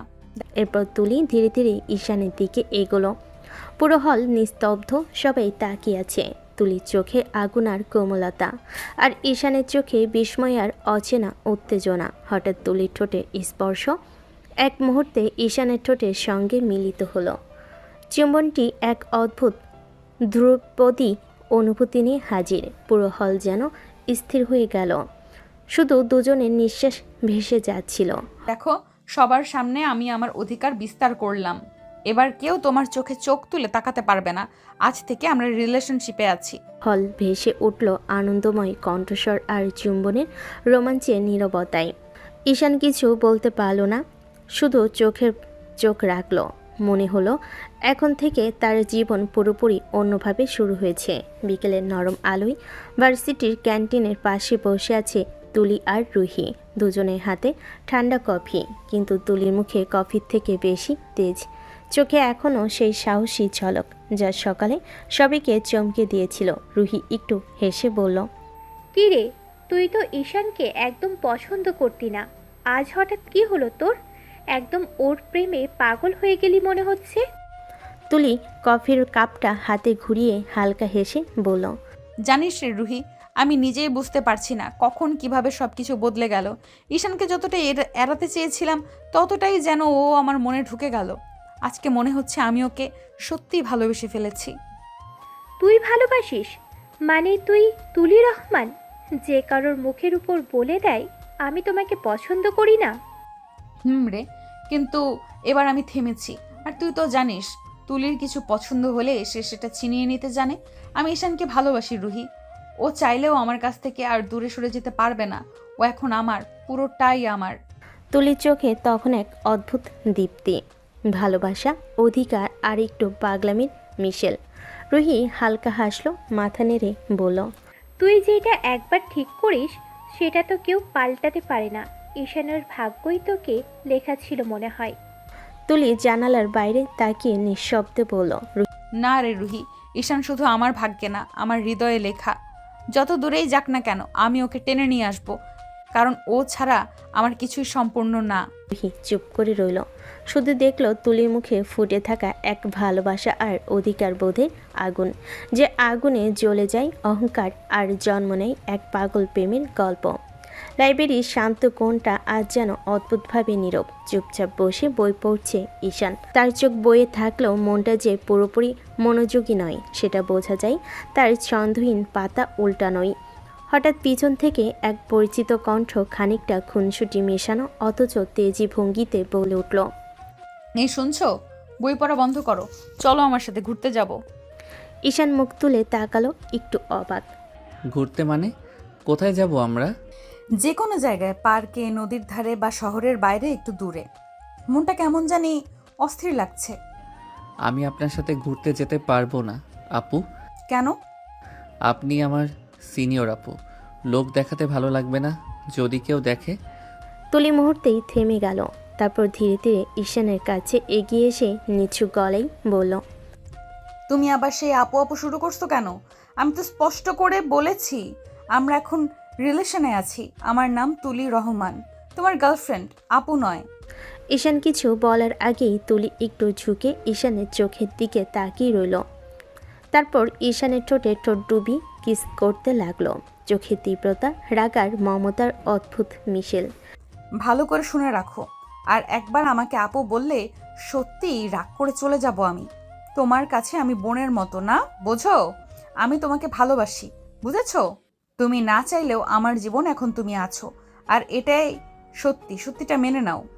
ঈশান চুপ করে রইল, চোখ নামিয়ে নরম গলেই বলল, তুমি জানো আমি কখনো তোমাকে অসম্মান করতে চাই না, কিন্তু তোমার রাগে আমি হারিয়ে যাই তুলি। তুলি গভীর নিঃশ্বাস নিল, তারপর হঠাৎ ঈশানের হাতটা নিজের হাতে তুলে নিল। চোখে দুষ্টু ঝিলিক, মুখে নরম হাসি। চলো, এখন আর কোনো অজুহাত না। তোমার বই অনেক পড়া হয়েছে, এবার আমার সাথে একটু পৃথিবীটা দেখো। ঈশান কিছুটা লজ্জা পেয়ে তার দিকে তাকালো, তারপর ধীরে ধীরে উঠে দাঁড়ালো। তুলির হাত শক্ত করে ধরা, যেন সে এখন আর ছাড়বে না।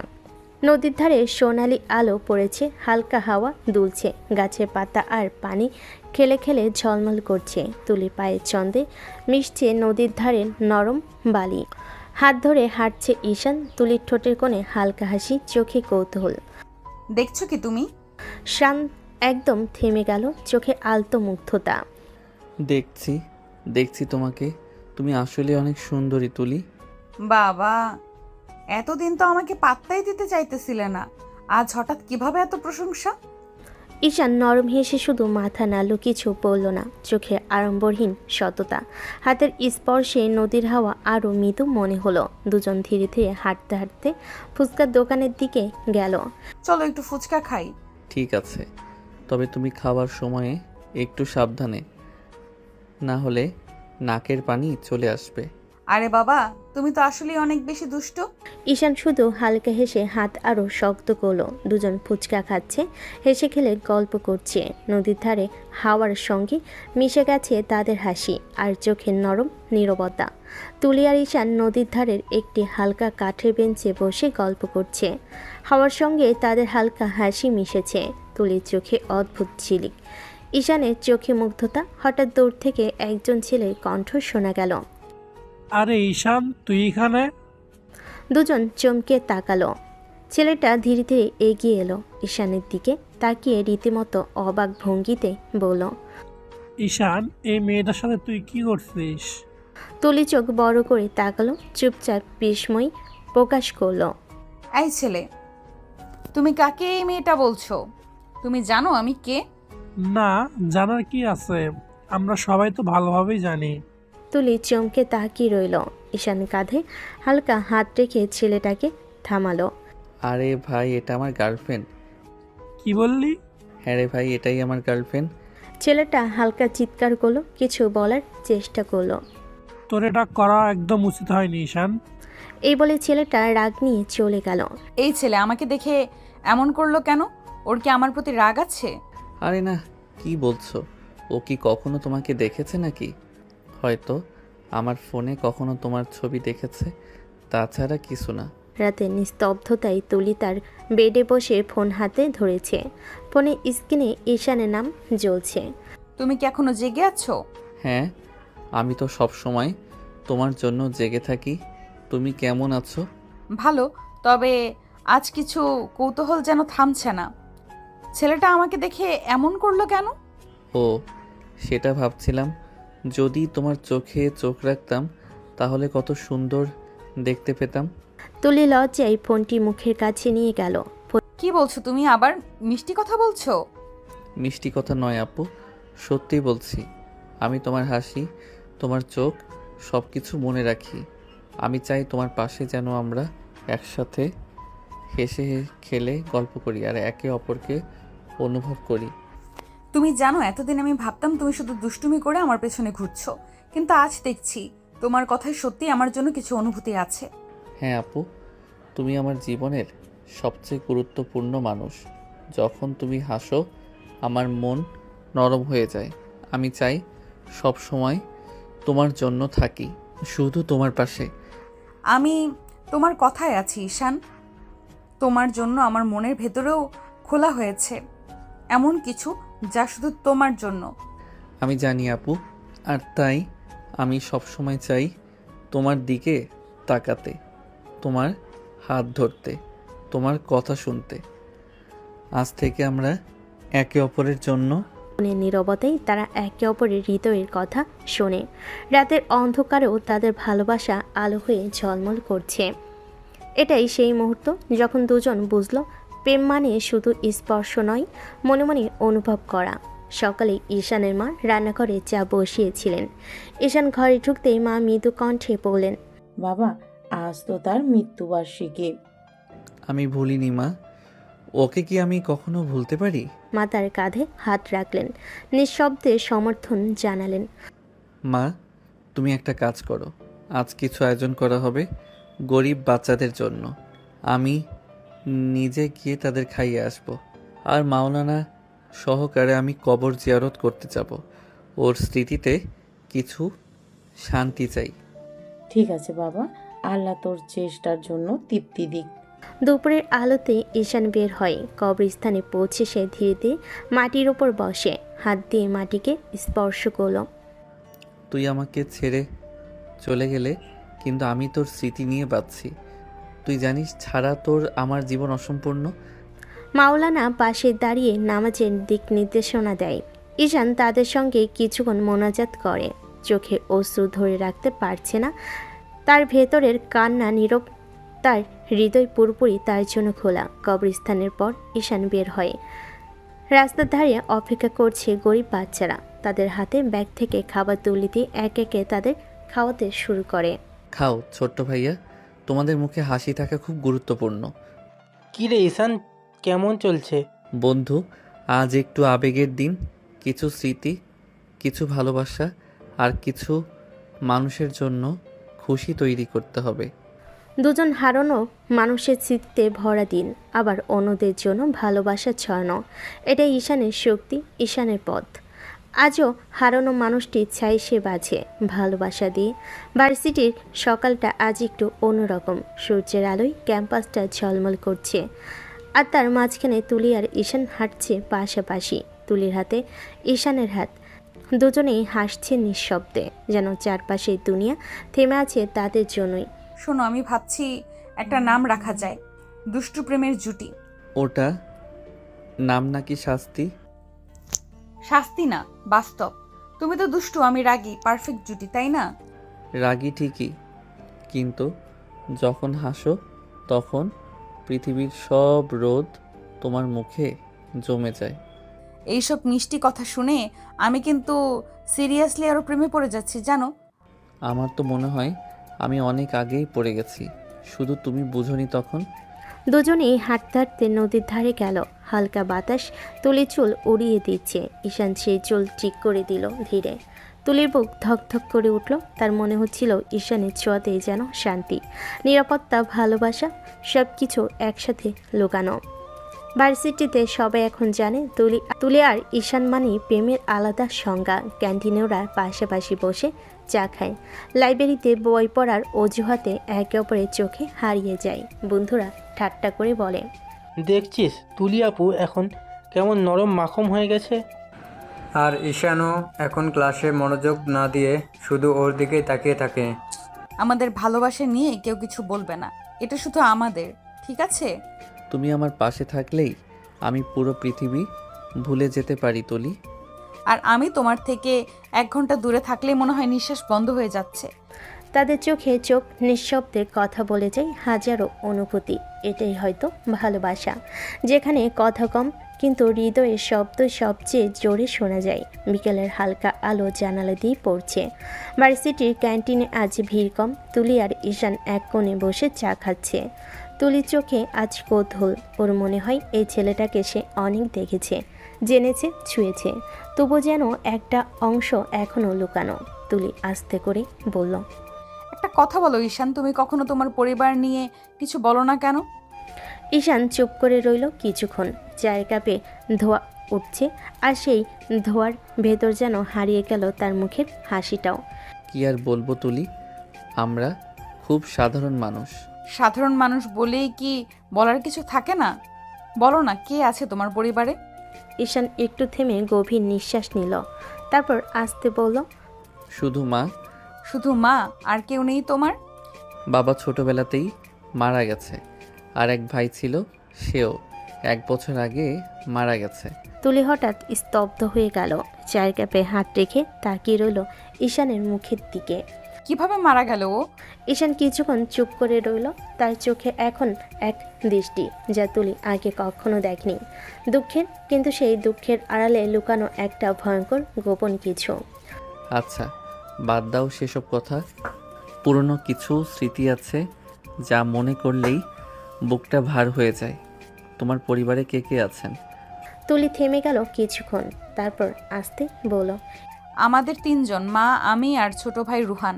বাবা বাইরে থাকেন, মাঝে মাঝে আসেন। ছোট ভাইটা অনেক দুষ্টু, তোমার মতো। ঈশান একটু হাসলো, কিন্তু সেই হাসিতে কোনো উচ্ছ্বাস নেই। তুলি বুঝতে পারল ওর হাসিটা কেমন যেন জোর করে তোলা। ঈশান, তুমি ঠিক আছো তো? তোমার চোখে এমন কেমন লাগে, যেন কিছু লুকাও সব সময়। ঈশান তাড়াতাড়ি মুখ ফিরিয়ে নিল। চায়ের কাপে আবার এক চুমুক দিল। তার কণ্ঠটা একদম নিচু, প্রায় ফিসফিসের মতো। সবাই কিছু না কিছু লুকিয়ে রাখে তুলি। কিছু গল্প আছে যেগুলো বললে সব কিছু বদলে যায়।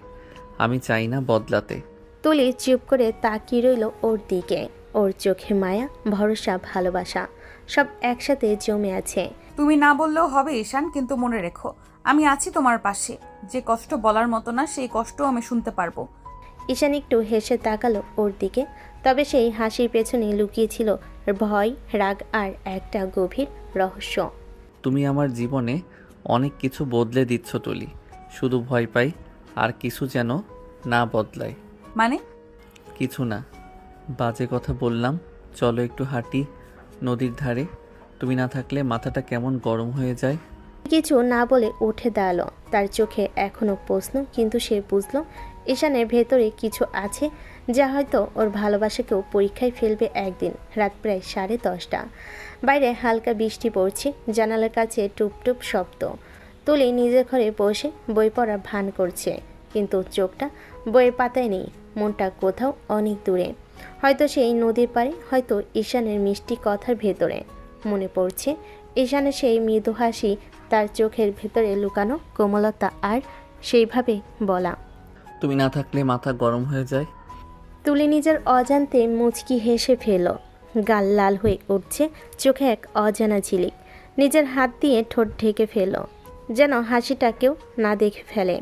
ঠিক তখনই দরজা ঠেলে রুমে ঢুকে পড়ল রুহান, চুল এলোমেলো, হাতে চিপসের প্যাকেট। এই আপু, তুই একা একা হেসে যাচ্ছিস।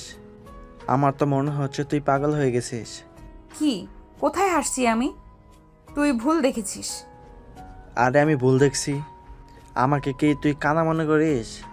আমি তো একদম স্পষ্ট দেখছি তুই মুসকে মুসকে হাসতেছিস, আবার চোখও নাচাচ্ছিস।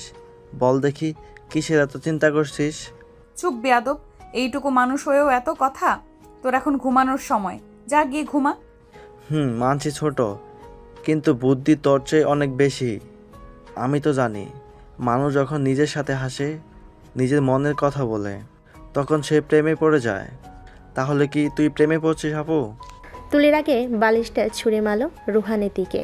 চুপ কর বেয়াদব, আমি প্রেমে পড়বো? তুই কি সত্যিই দেখছিস নাকি? স্বপ্ন আমি দেখি না আপু, বাস্তব দেখি। আর আমি কিন্তু তোর মুখের সেই লজ্জা স্পষ্ট দেখছি। এভাবে কেউ হাসে না যদি মনে কিছু না থাকে। চুপ কর রুহান, না হলে তোর মোবাইলের পাসওয়ার্ড পাল্টে দেব। ঠিক আছে ঠিক আছে, বেশি রেগে যাচ্ছিস কেন? তবু বলে রাখি আপু, তুই যদি প্রেমে পড়ে থাকিস, আমি কিন্তু জানবো।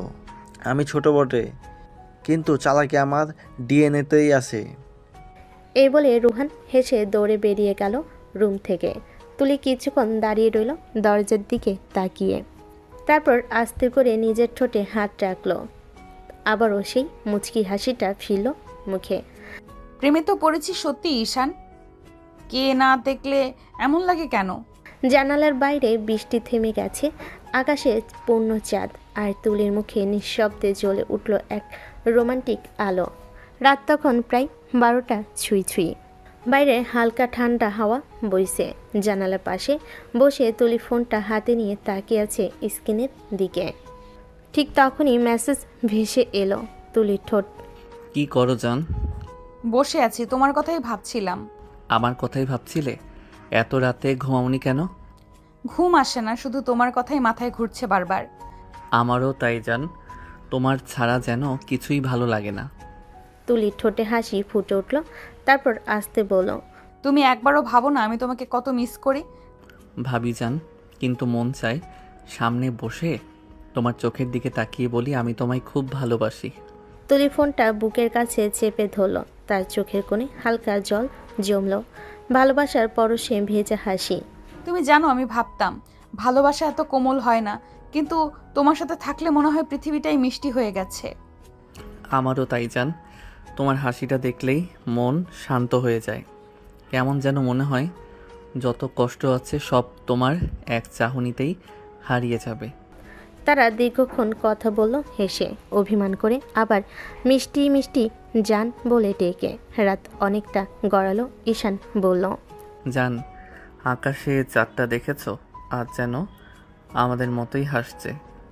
তুলি জানালার দিকে তাকিয়ে বলল, ও চারটা আমাদের সাক্ষী থাকবে। আজ থেকে যতদিন আমরা থাকবো ঠিক ততদিন। হালকা বাতাসে তুলির চুল উড়ল, আর ফোনের ওপাশে নরম কণ্ঠে ঈশান বলল, ঘুমাও এখন যান, স্বপ্নে দেখা হবে। আমার প্রিয় মেয়ে তুমি। স্বপ্নে আসো, কিন্তু দেরি করো না। তারপর ফোনটা কানে চেপে রেখে চুপচাপ চোখ বন্ধ করলো তুলি। বাতাস মিশে গেল তার মিষ্টি কণ্ঠস্বর। ভালোবাসি তোমায় ঈশান। বাতাসে মিশে গেল তার মিষ্টি কণ্ঠস্বর। রাত প্রায় 2টো পেরিয়ে গেছে। চারিদিক নিস্তব্ধ, শুধু জানালার পর্দায় হালকা বাতাস দোল খাচ্ছে। তুলি ঘরটা আদৌ অন্ধকার, চাঁদের আলো এসে পড়ছে তার মুখে। নিঃশব্দে সে ঘুমিয়ে আছে, মুখে এক চিলতে হাসি, যেন কোনো মিষ্টি স্বপ্নে হারিয়ে গেছে। হঠাৎ দরজাটা আস্তে করে খুলে গেল। নিঃশব্দ পায়ে ঈশান ঘরে ঢুকলো, চোখে একরাশ ভালোবাসা, ঠোঁটে অল্প হাসি। তুলির দিকে তাকিয়ে ফিসফিস করে বলল, ঘুমাচ্ছে তোমার জান? তুলির ঘুম ভাঙেনি। সে একটু নড়ে চড়ে পাশ ফিরে শুলো। ঈশান এগিয়ে এসে খুব আস্তে করে তার পাশে শুয়ে পড়ল। হাতটা তুলির কোমরের উপর রাখতেই তুলির স্বপ্নে ঘরে মৃদু কাঁপল। তারপর এক মুহূর্তে যেন মনে করলো এত তার স্বপ্নের ঈশান, তাই সে আরও কাছে টেনে নিল। নিঃশব্দে ঈশানের বুকে মুখ গুজিয়ে দিল। একটু পরে ঘুমের ঘরে তার ঠোঁট ছুঁয়ে গেল ঈশানের ঠোঁটে। দুজনের নিঃশ্বাস এক হয়ে গেল। ঈশান থমকে গেল এক মুহূর্ত, তারপর আস্তে করে বলল, জান, আমি সত্যি এসেছি। তুলি হঠাৎ চোখ খুলে ফেলল। ঘুম ভাঙ্গার পর মুহূর্তে তার চোখ বড় হয়ে গেল। ঈশান, তুমি সত্যি এসেছো? কখন এসেছো? এই তো কিছুক্ষণ আগে। তোমাকে না দেখে থাকতে পারছিলাম না। তুমি ভয় পাওনি একা একা এত রাতে আসতে? তোমার কাছে আসতে ভয় কিসের জান? তোমার কাছে আসলেই তো সব ভয় দূর হয়ে যায়। তুলি হালকা লজ্জায় মুখ ফিরিয়ে নিল। তার মুখে চাঁদের আলো পড়ছে, চোখে যেন একরাশ ভালোবাসা জমে আছে।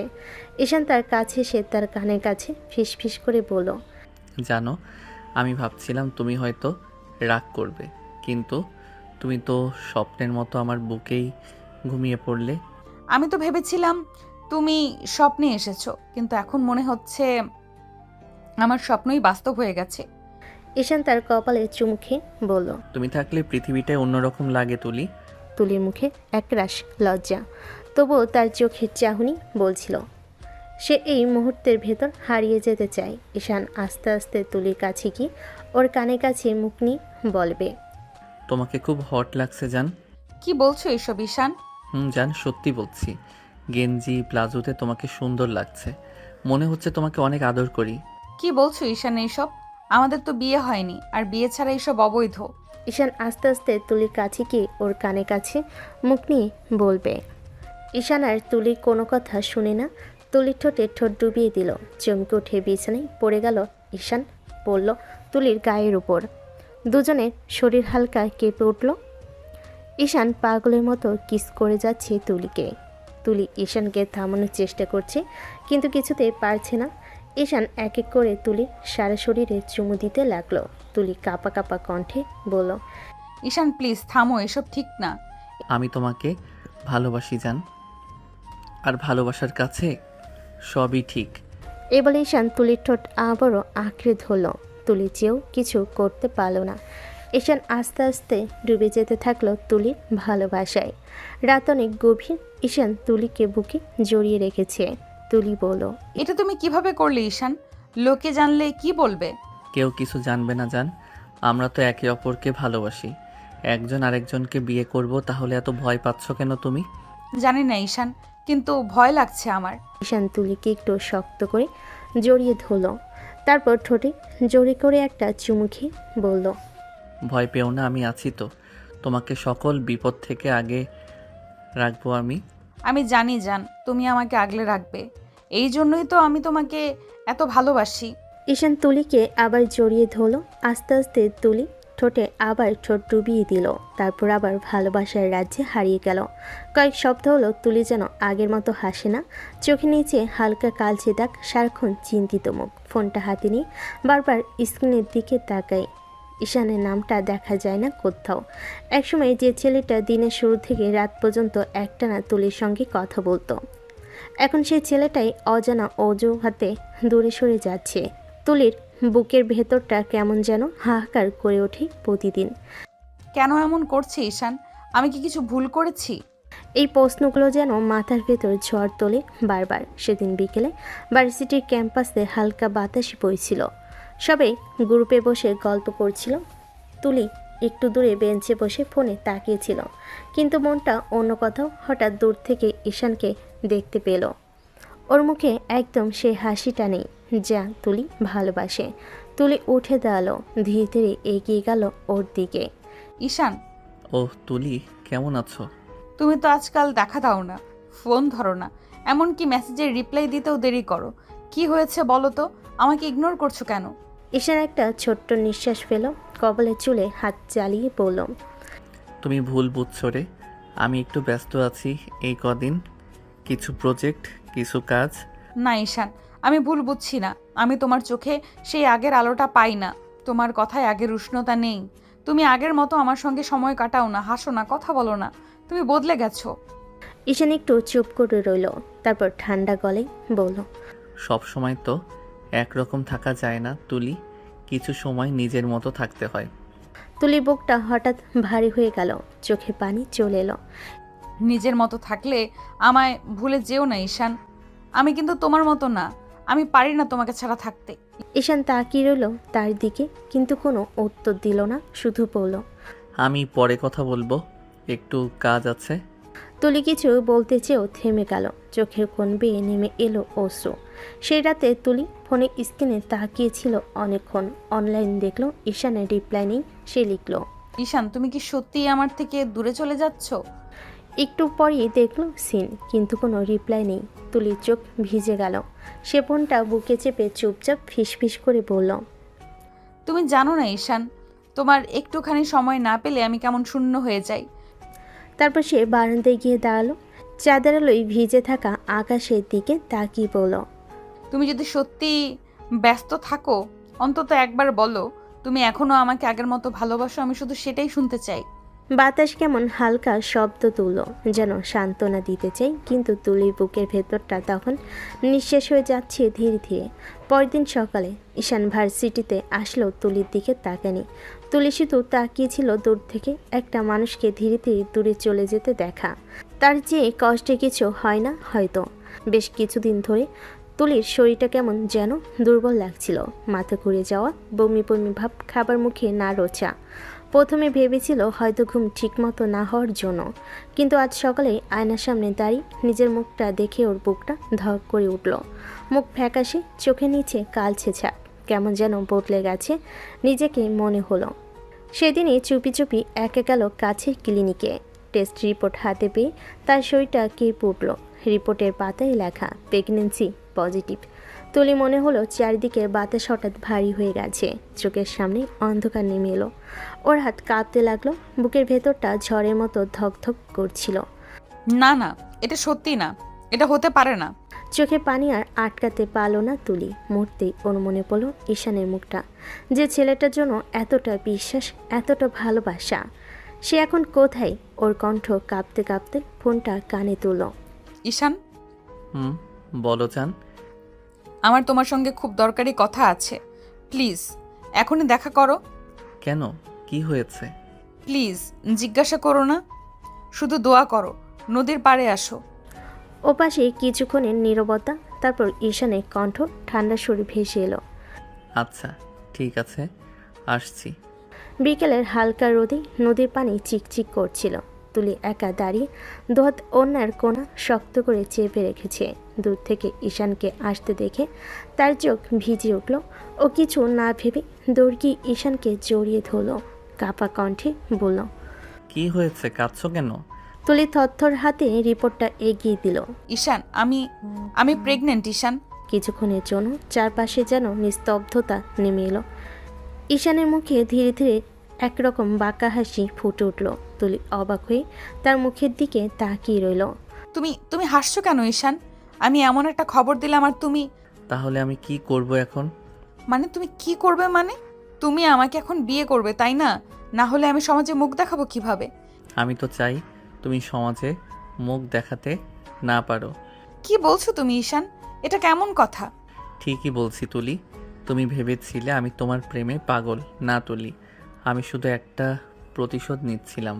প্রতিশোধ? কিসের প্রতিশোধ? তোমার জন্য আমার ভাই পরিবারের কাছ থেকে আজ অনেক দূরে।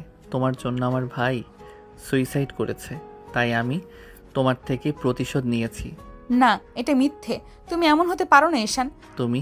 তুমি ভেবেছিলে আমি ভালোবাসি তোমাকে, কিন্তু না, আমি শুধু তোমার চোখের জল দেখতে চেয়েছিলাম। তুলির পা কাঁপতে লাগলো। ওর চোখের পানি মাটিতে পড়ল। মুখে শুধু একটাই কথা, তুমি আমার সঙ্গে এটা করলে ঈশান?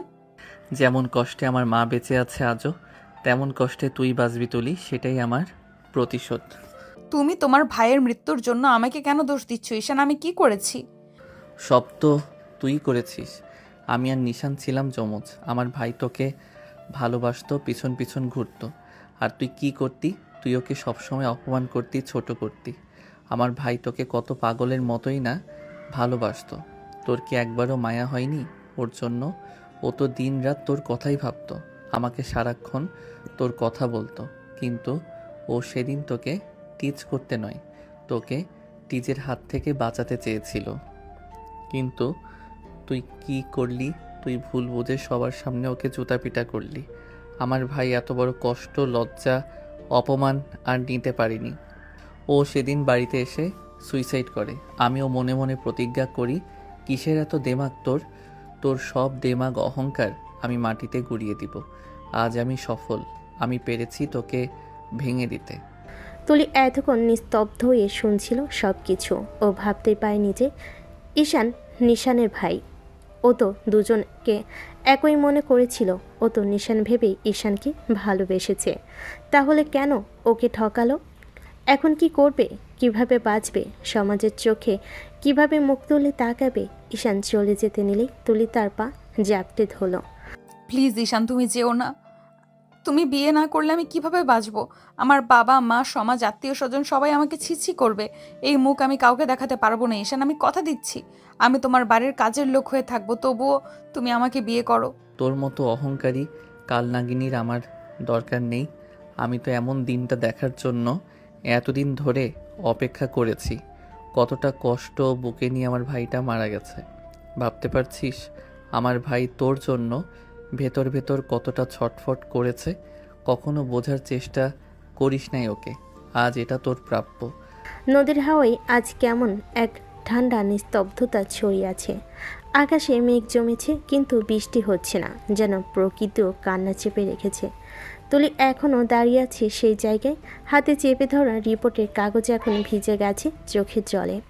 ঈশান পেছন ফিরে হাঁটছে ধীরে ধীরে, বিন্দুমাত্র দয়া নেই মুখে। তুলি দৌড়ে গিয়ে ঈশানের সামনে দাঁড়িয়ে পড়ল। চোখ দুটো লালচে ফুলে গেছে। ঈশান প্লিজ আমার দিকে একবার তাকাও। ফাঁকা কথা রেখে দাও তুলি, এখন কিছু বলার নেই। ঈশান, আমার নিজের অজান্তেই ভুল হয়ে গেছে। আমি জানতামই না তোমার ভাইয়ের সাথে এত বড় অন্যায় করেছি আমি। তুমি যদি রাগ করো, গালি দাও, আমি নেব সব, কিন্তু এমন করে চলে যেও না শোনা। তুমি জানো আমি তোমাকে ছাড়া বাঁচতে পারবো না। আমাকে মৃত্যুর মুখে ঠেলে দিও না ঈশান। তুমি আমাকে ভালোবাসতে না ঈশান? ঈশান প্লিজ ফিরে এসো। ঈশান, আমি বাঁচবো না এভাবে, আমাকে মৃত্যুর মুখে ঠেলে দিও না। আমাকে শাস্তি দাও ঈশান, শুধু চলে যেও না। ঈশান থেমে একবার তাকালো, চোখে এক ঝলক দ্বিধা, তারপর আবার কঠিন মুখে পেছন ফিরল। তুই যেভাবে আমার মাকে কাঁদিয়েছিস, তোর চোখ দিয়েও সেদিন জল পড়ুক তুলি, এটাই আমি চেয়েছি। তুমি আমাকে ভালোবাসতে না ঈশান? ভালোবাসি কিনা জানি না, কিন্তু প্রতিশোধ তার চেয়েও বড় হয়ে গেছে। তারপর আর একবারও পেছনে না তাকিয়ে চলে গেল ঈশান। তুলি মাটিতে বসে পড়ল। ওর চোখের পানি মাটিতে মিশে যাচ্ছিল, কণ্ঠ থেকে শুধু একটা শব্দই বেরোচ্ছিল, ঈশান প্লিজ ফিরে এসো। কিন্তু নদীর ওপার থেকে কেবল বাতাসে শস্য শব্দ ভেসে এলো।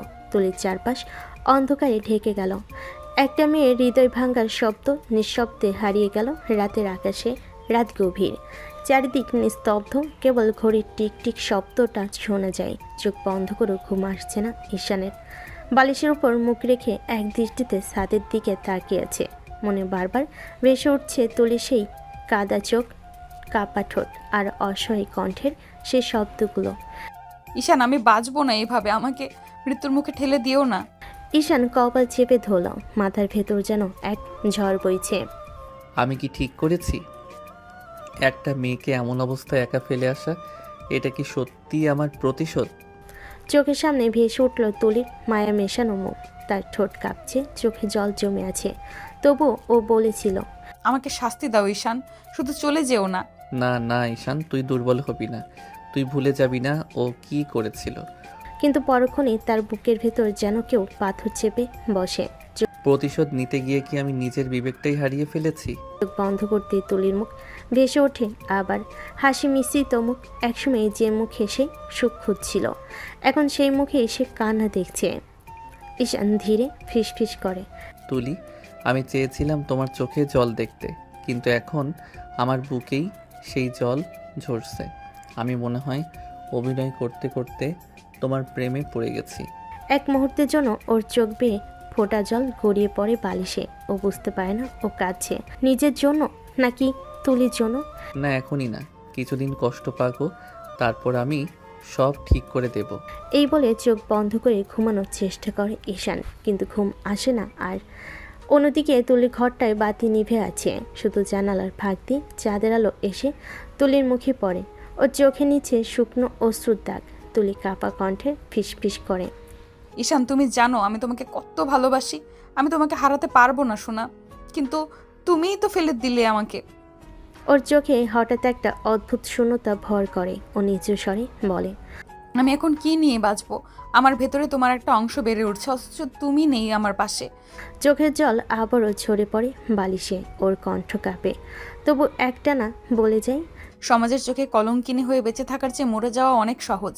বাইরে হালকা বাতাস বইছে, চাঁদের আলোয় একা তুলি বসে আছে নিস্তব্ধতায়। আর দূরে কোথাও একটা কুকুর ডেকে উঠছে, যেন সেই কান্নার প্রতিধ্বনি প্রতিশোধের গল্পে মিলিয়ে যাচ্ছে। ভোরের ঠান্ডা হাওয়ার জানালার পর্দা নেড়ে দিচ্ছে। ঈশান তখনও ঘুমে ডুবে আছে। হঠাৎ ফোনটা কেঁপে ওঠে টেবিলের ওপর। ঘুম যাওয়ানো স্ক্রিনে তাকিয়ে দেখল রাব্বি কলিং। ঘুমো ঘুমো গলায় ফোনটা রিসিভ করতেই ওপাশ থেকে কাপা কণ্ঠে রাব্বি বলল, ভাই একটা খারাপ খবর আছে ভাই। খারাপ খবর মানে? সকাল সকাল কি শুরু করছিস তুই? তুলি আপু সুইসাইড করেছে। ঈশান এক মুহূর্তের জন্য জমে গেল। হৃদস্পন্দন থেমে যাওয়ার মতো অবস্থা। সে হঠাৎ লাফিয়ে উঠে বসল। কি বললি তুই? পাগল নাকি তুই? এসব আজে বাজে কথা বলিস না রাব্বি। ভাই আমি মিথ্যে বলছি না, রুহি আপু ফোন দিয়ে কাছে বলল তুলিকে নাকি ঘরে ফ্যানের সাথে ঝুলতে থাকে দেখেছে ওর মা। এখন সবাই তুলির বাড়িতে, ভাই তুই চলে আয়। ফোনটা হাত থেকে ছিটকে পড়ে গেল মেঝেতে। ঈশান হতভম্ব হয়ে বসে রইল। তারপর যেন হঠাৎ পাগলের মতো উঠে দাঁড়ালো। তার হুড়ো করে জামা গায়ে দিল আর ছুটে বেরিয়ে গেল বাড়ি থেকে। রাস্তা জুড়ে তার দৌড়। কারো মুখ, কারো আওয়াজ কিছুই শুনতে পাচ্ছে না, শুধু একটা কথাই কানে বাজছে, তুলি আপু সুইসাইড করেছে। তার নিঃশ্বাস ভারী হয়ে যাচ্ছে। বুকের ভেতর যেন কেউ লোহার হাতুড়ি দিয়ে আঘাত করছে। অবশেষে দৌড়ে পৌঁছালো তুলিদের বাড়িতে। চারপাশে মানুষের ভিড়, কান্নার শব্দে বাতাস ভারী। ঘরে ঢুকে ঈশান হোঁচট খেয়ে থেমে গেল। সাদা চাদরে ঢাকা তুলির নিথর দেহটা মাটিতে রাখা, মুখটা ফ্যাকাশে, ঠোঁটে হালকা নীল ছায়া, চোখ দুটো বন্ধ, যেন একটু পরে জেগে উঠবে। ঈশান এগিয়ে গিয়ে হাঁটু গেড়ে বসে পড়ল। কাপা হাতে তুলির মুখ থেকে চাদর সরিয়ে বলল, জান আমি এসেছি, ওঠো না প্লিজ, চোখ খুলো একবার, শুধু একবার তাকাও আমার দিকে। কোনো সাড়া নেই। নিস্তব্ধতা যেন তার বুকের ভেতর ছুরি মেরে গেল। সে কাপা গলায় ফিসফিস করে বলল, আমি তো শুধু একটু প্রতিশোধ নিতে চেয়েছিলাম জান, একটু কষ্ট দিতে চেয়েছিলাম তোমাকে। আমি ভাবিনি তুমি এতটা ভেঙে পড়বে। আমি তো ভেবেছিলাম কয়েকদিন পর সব ঠিক করে দিব। তুমি আমাকে ক্ষমা করার সুযোগটাও দিলে না কেন জান? তার গলা ভেঙে কান্না আসলো। সে তুলির নিথর হাত দুটো নিজের হাতে চেপে ধরল। আমি তোমাকে ভালোবাসি জান, শুনতে পাচ্ছ না? আমি সত্যিই তোমাকে ভালোবাসি। আমি তোমার মতো কাউকে জীবনে পাইনি, পাবো না। আমি বোকা ছিলাম জান, ভয়ানক বোকা। তার চোখে পানি ঝরতে লাগলো। তুলির মুখে বাইরে থেকে কেউ চিৎকার করে বলল, ঈশান বের হও, মেয়েটা মারা গেছে, এখন কিছু করা যাবে না। তুমি ফিরে আসো তুলি, আমি তোমাকে নিয়ে আবার শুরু করব। আমি বিয়ে করব তোমাকে, সবাইকে জানাবো তুমি আমার বউ। শুধু চোখ খুলে একবার হাসো প্লিজ। চাঁদের ওপর ফোঁটা ফোঁটা পানি পড়ছে। ঈশানের চোখের অশ্রু, আর পাশে পড়ে আছে তুলির একটা চিঠি, তাড়াহুড়ো করে লেখা, চোখের জলে ভেজা কাগজে লেখা কয়েকটি লাইন। ঈশান, আমি জানি তুমি এখন আমাকে ঘৃণা করো, কিন্তু আমি তোমাকে এখনো ভালোবাসি। আসলে ঠিক তোমাকে নয়, সেই ছেলেটাকে যে আমার পেছন পেছন সবসময় ভালোবাসি ভালোবাসি বলতো। আমি তো তোমার প্রেমে পড়েছিলাম, আমি তো জানতামই না তুমি সে। আমি তো তাকে মনে করি তোমাকে ভালোবেসেছিলাম ঈশান। আমি তোমাকে খুব ভালোবেসেছিলাম। তুমি আমার রাগ, আমার অভিমান, আমার সব কিছু। আমার মধ্যে যদি কোনো ভুল থেকেও থাকে, বিশ্বাস করো আমি তোমারই ছিলাম, তোমারই আছি।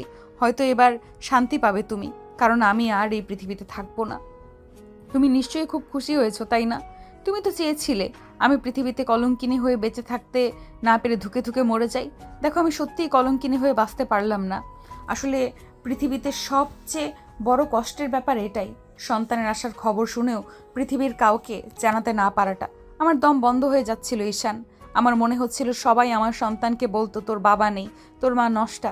আমি এটা কি করে সহ্য করতাম ঈশান?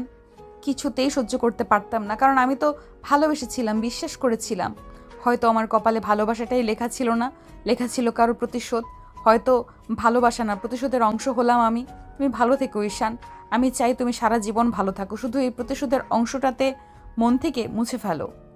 ঈশান চিঠিটা বুকে চেপে নির্বাক হয়ে গেল। তার চোখের ভেতর এখন শুধু একটাই চাওয়া, আর একবার যদি সময়টা ফেরানো যেত, আমি তোমার পায়ে ধরে ক্ষমা চাইতাম জান, কিন্তু তুমি আমাকে সেই সুযোগটাও দিলে না।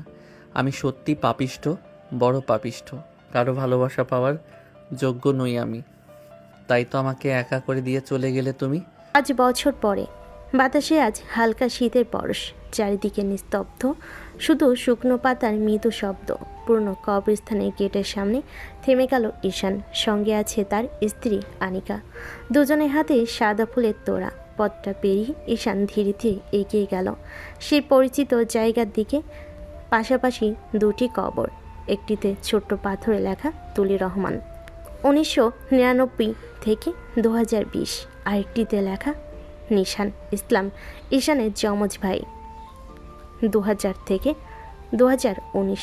দুটো কবরের মাঝখানে দাঁড়িয়ে ঈশান হাঁটু গেড়ে বসলো। হাতে থাকা ফুলগুলো দুটো কবরে আলতো করে রাখলো, তারপর নিঃশব্দে মাটি ছুঁয়ে বলল, তোমরা দুজনেই আমার জীবনের সবচেয়ে প্রিয় মানুষ ছিলে জানো তো, কিন্তু দেখো ভাগ্যের কি পরিহাস, তোমরা কেউই আজ আমার জীবনে নেই। তার কণ্ঠ ভারী হয়ে গেল। শীতল বাতাসে তার নিঃশ্বাস জড়িয়ে কাঁপছে। আনিকা পাশে দাঁড়িয়ে চুপচাপ তাকিয়ে রইল ঈশানের দিকে, তারপর ধীরে ধীরে বলল, তুমি এখন ওদের খুব ভালোবাসো, তাই না ঈশান? ঈশান কিছুক্ষণ চুপ থেকে মৃদু হাসলো, চোখের কোণে জমে থাকা জল মুছে ফেল। হ্যাঁ ভালোবাসি, হয়তো সারা জীবন ভালোবাসবো। তাদের কথা একদিন না ভাবলে মনে হয় আমার জীবনটা অসম্পূর্ণ। মনে হয় আমার ভেতরে কিছু একটা শূন্য পড়ে আছে। আনিকার চোখে হালকা কষ্টের ছায়া, নরম কণ্ঠে বলল, আর আমাকে ভালোবাসো না তুমি? ঈশান তাকালো ওর চোখের দিকে, তারপর আলতো করে আনিকাকে কাছে টেনে নিল। তুমি তো আমার জীবনে ফিরে আসা মানে বেঁচে থাকার কারণ। ওরা চলে যাওয়ার পর তুমি না এলে আমি হয়তো আজ বেঁচে থাকতাম না। আনিকা, মাও চলে গেছে, 1 বছর হলো, সব কিছু হারিয়ে ফেলেছি আমি। তুমি না থাকলে আজ আমার পৃথিবীটা একেবারে ফাঁকা হয়ে যেত। আনিকার চোখে জল এসে গেল। ঈশান ওর কপালে চুমু খেয়ে বলল, আমি এখন শুধু তোমার জন্যই বাঁচি, কিন্তু আমার হৃদয়ের গভীরে কিছু স্মৃতি আছে, কিছু মুখ আছে যেগুলোকে আমি কোনো দিন মুছে ফেলতে পারবো না। তারা আমার দুঃখ, আমার অপরাধ বোধ, আমার ভালোবাসার অংশ হয়ে গেছে। দুজনেই নিঃশব্দে দাঁড়িয়ে রইল দুই কবরের পাশে। বাতাসে হালকা ফুলের ঘ্রাণ, পাখির মৃদু ডাক, আর সেই অদ্ভুত নিস্তব্ধতা, যেন তুলি আর নিশান এখনো ঠিক পাশেই আছে। আনিকা ঈশানের হাতটা ধরল। ঈশান মাটির দিকে তাকিয়ে আসতে বলল, তুলি, নিশান, তোমরা শান্তিতে থেকো। আমি এখনও প্রতিদিন তোমাদের কথা ভাবি। আর জানো, তোমরা না থাকলে আমি আজ এতটা বুঝতে পারতাম না ভালোবাসা মানে আসলে কি। হালকা বাতাস বয়ে গেল, তুলি কবরের উপর রাখা ফুলের পাপড়িগুলো উড়ে গেল ঈশানের হাঁটু ছুঁয়ে। সে মৃদু হেসে বলল, বুঝতে পারছি তুমি রাগ করনি জান, তুমি এখনও আমার কাছে আছো, অন্য রূপে, অন্য আলোয়। তারপর হাত রেখে প্রার্থনা করলো। চোখ বেয়ে গড়িয়ে পড়ল এক ফোঁটা অশ্রু, যেন ঈশানের মনে আবার প্রিয় দুজনের ছবি ভেসে উঠল। ঈশান মুচকি হেসে মনে মনে বলল, তোমরা চিরদিন আমার হৃদয়ে আছো, থাকবে যতদিন আমার নিঃশ্বাস আছে। ভালো থেকো। তো দর্শক, আজকের গল্পটির থেকে এখানেই বিদায় নিচ্ছি। আর অপেক্ষা করুন পরবর্তী গল্পের জন্য। সেই পর্যন্ত ভালো থাকবেন এবং লাইক, কমেন্ট, শেয়ার করে আমাদের সাথেই থাকুন। আর নতুনরা কিন্তু সাবস্ক্রাইব করতে ভুলবেন না। আল্লাহ হাফেজ।